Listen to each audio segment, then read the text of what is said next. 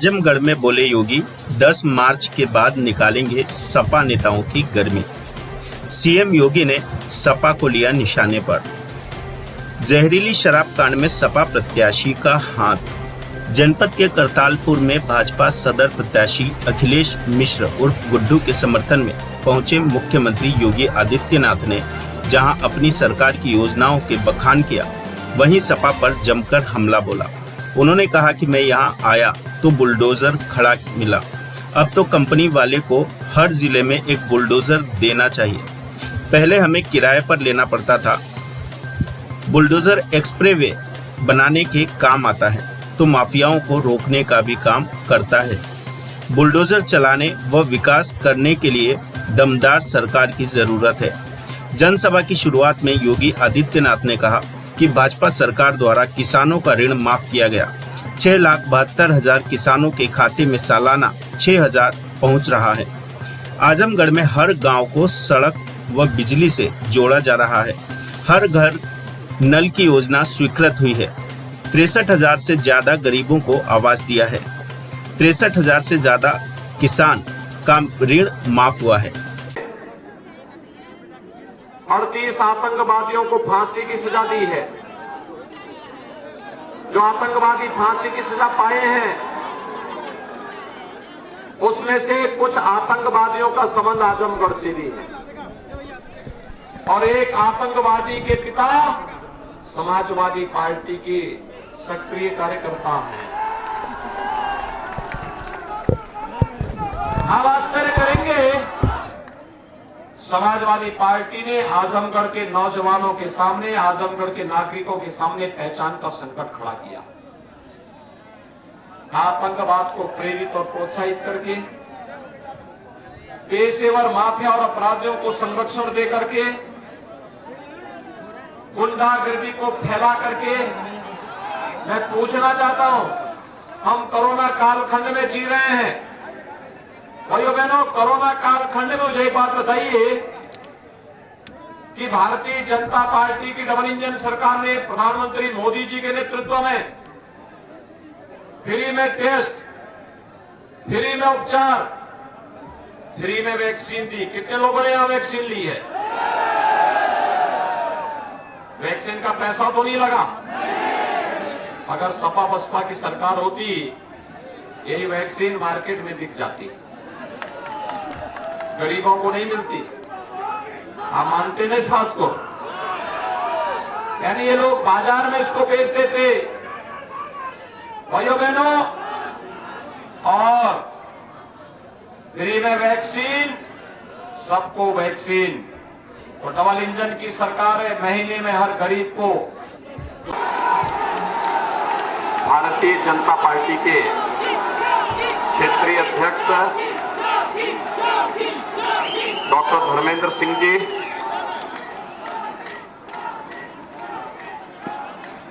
प्रदेश सरकार के मंत्री श्री सुरेश राणा जी, राष्ट्रीय मंत्री श्री अरविंद मेनन जी, जिलाध्यक्ष श्री ध्रुव कुमार सिंह जी, पूर्वांचल विकास बोर्ड के उपाध्यक्ष श्री नरेंद्र सिंह जी, विधान परिषद सदस्य श्री मानवेंद्र सिंह जी, श्री रामाधीन सिंह जी, आरपी राय जी, श्यामनारायण सिंह जी, चंद्रेश्वर राय जी, इंद्रभूषण अग्रवाल जी और भारतीय जनता पार्टी के लोकप्रिय प्रत्याशी श्री अखिलेश कुमार मिश्र जी और उपस्थित आजमगढ़ के मेरे भाइयों बहनों को एक एक शौचालय उपलब्ध कराया गया है। तो 2,57,000 से अधिक विद्युत के नए कनेक्शन फ्री में गरीबों के घर में भी लगाए गए हैं। और भाइयों बहनों, 2,200 से अधिक नौजवानों को टैबलेट और स्मार्टफोन बांटने का काम भी इस आजमगढ़ जनपद में भारतीय जनता पार्टी की डबल इंजन सरकार ने किया है। ये जितनी योजनाएं मैंने गिना दी हैं, मुझे एक बात बताओ, इनमें से किसी भी योजना को उपलब्ध करवाने के लिए या इनमें से कोई भी योजना आपने समाजवादी पार्टी की सरकार भी आजमगढ़ वासियों ने बनाई और पिछली बार भी 2014 से 19 में भी और 19 से 24 के बीच भी समाजवादी पार्टी का सांसद चुना, विधायक भी चुना, लेकिन इनमें से किसी एक योजना के बारे में इन लोगों की कोई टिप्पणी, कोई इनकी उपलब्धि, कोई इन लोगों ने कभी योगदान दिया हो? समाजवादी पार्टी की सरकार थी, आजमगढ़ को एक भी मकान नहीं मिला। हमने 67,000 आवास दिए। आजमगढ़ को विश्वविद्यालय उन्होंने नहीं दिया, ये भारतीय जनता पार्टी की डबल इंजन की सरकार ने दिया है। पूर्वांचल एक्सप्रेसवे हम लोग दिए हैं, एयरपोर्ट का निर्माण हम लोग करा रहे हैं। समाजवादी पार्टी ने तो भाइयों बहनों आजमगढ़ के सामने पहचान का संकट खड़ा कर दिया था। याद करिए, अभी एक सप्ताह पहले अहमदाबाद के एक कोर्ट ने तब वहां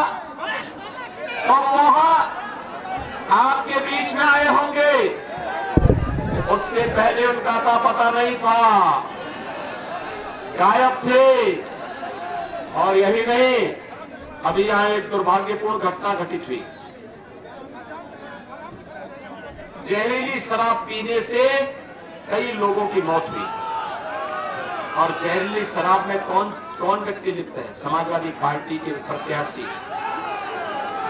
समाजवादी पार्टी का प्रत्याशी स्वयं उसमें संलिप्त है। भाइयों बहनों, ऐसा कोई नाजायज काम नहीं जो समाजवादी पार्टी न करती हो। उनकी संवेदना विकास के लिए नहीं है, उनकी संवेदना नौजवान के रोजगार के लिए नहीं है, उनकी संवेदना अन्नदाता किसानों के लिए नहीं है, उनकी संवेदना महिलाओं की सुरक्षा के लिए नहीं है, उनकी संवेदना तो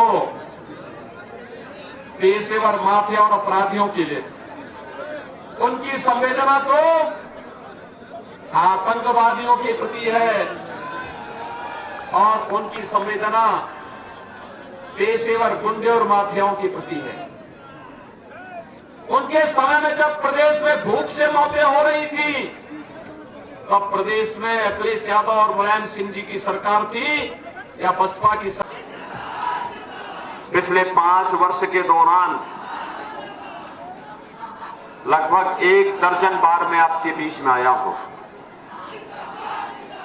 और भाइयों बहनों, जब भी मैं आया, आजमगढ़ के विकास और आजमगढ़ को एक नई पहचान दिलाने के लिए आया हूं। एक तरफ भारतीय जनता पार्टी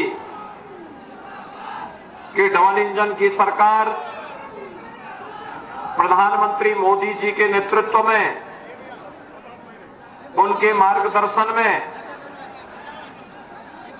आजमगढ़ को एक नई पहचान दे रहा है। आजमगढ़ पूर्वांचल एक्सप्रेसवे के साथ जुड़ गया है। आजमगढ़ में महाराज सुहेलदेव जी के नाम पे एक विश्वविद्यालय की स्थापना का कार्य प्रारंभ हो गया है। आजमगढ़ में एयरपोर्ट का निर्माण हो रहा है। आजमगढ़ में चीनी मिल का विस्तारीकरण हो चुका है। आजमगढ़ में हर गांव और हर मजरे को विद्युतीकरण के साथ जोड़ा गया है। आजमगढ़ में हर घर नल की योजना भी स्वीकृत की गई है।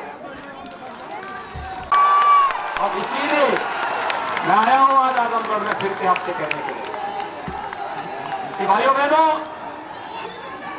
हमने तय किया है 10 मार्च के बाद जब सरकार बनेगी तो उज्ज्वला योजना के हर लाभार्थी को होली और दीपावली में फ्री के रसोई गैस के सिलेंडर भी उपलब्ध कराएंगे। बेटियों की शादी के लिए अनुदान की राशि आप बेटी की कन्यादान में जो 51,000 रुपए हम लोग दे रहे थे इसको 1 लाख रुपया करेंगे, 1 लाख। और हमने ये भी तय किया है पिछले 5 साल के दौरान 5 लाख नौजवानों को सरकारी नौकरी दी गई, 2 करोड़ नौजवानों को रोजगार स्वतः रोजगार के साथ जोड़ा गया। और आपने कहने के लिए अगले 5 साल के लिए हमने तय किया उसकी भूमिका तैयार हो रही है। 1 करोड़ नौजवान को तो वर्तमान में टैबलेट स्मार्टफोन दे रहे हैं जिनमें 2200 से अधिक को भी दिया जा चुका है आजमगढ़ जिले में। लेकिन भाइयों बहनों, समाजवादी पार्टी विकास की पक्षधर नहीं, वो लगातार कंप्लेंट कर रही चुनाव आयोग को। और हमने तय किया है कि अभी तो 1 करोड़ दे रहे कंप्लेंट किए हैं, अब इसको हम 2 करोड़ करेंगे। 2 करोड़ नौजवानों का टैबलेट स्मार्टफोन, इसका खर्चा मां बाप के ऊपर नहीं आएगा, सब सरकार वहन करेगी। सपा के लोग परेशान हैं, कह रहे साहब आपने विकास कराया, आखिर हमने भी तो कराया। मैंने कहा बताओ कोई विकास का कार्य जो तुमने कराया हो। तो उन्होंने कहा, लेकिन इनको पीड़ा कब होती है जब किसी माफिया पर बुलडोजर चलता है। और भाइयों बहनों, आज मैं आजमगढ़ वासियों को यह आश्वासन देने के लिए आया हूं, हमने तो जो कहा सो करके दिखा दिया। देखिए मैंने कहा था आजमगढ़ को आर्यमगढ़ बनाएंगे, विश्वविद्यालय भी हम खोल रहे हैं, एयरपोर्ट भी हम बना रहे हैं और पूर्वांचल एक्सप्रेस वे भी हमने दे दिया। जो कहा हमने कहा था अयोध्या में राम मंदिर बनाएंगे, भव्य राम मंदिर के निर्माण का काम भी हो रहा है। कई काम सपा बसपा और कांग्रेस के लोग करते क्या, एक काम भी भारतीय जनता पार्टी की डबल इंजन सरकार ने किया है।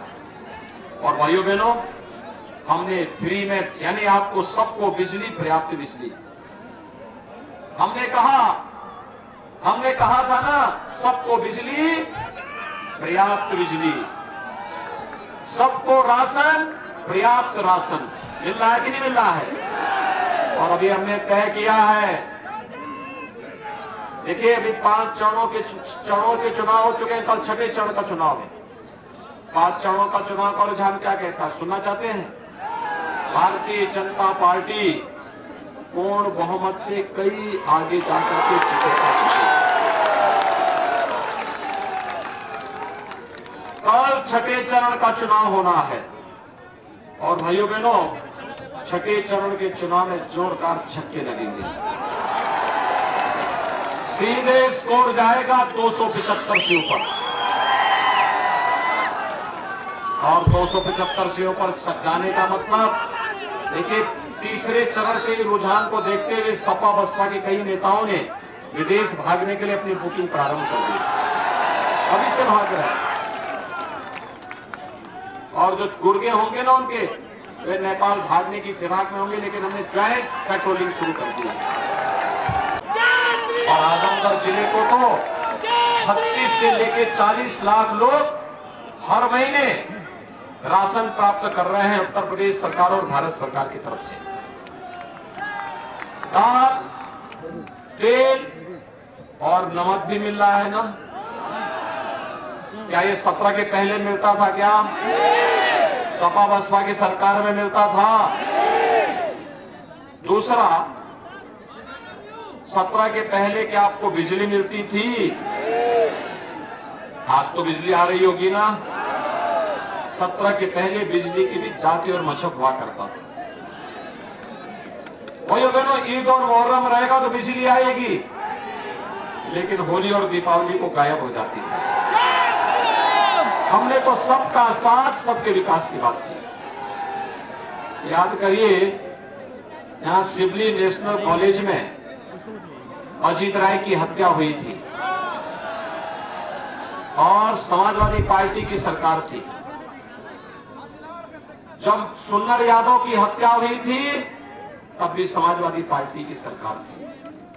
कितना बड़ा आंदोलन खड़ा किया गया था। लेकिन भाइयों बहनों, सुन्नर यादव की हत्या रही हो या अजीत राय की हत्या, समाजवादी पार्टी की सरकार या तो यहां के हिंदुओं की हत्या करवाती थी या आतंकवादियों को प्रेरित और प्रोत्साहित करती थी।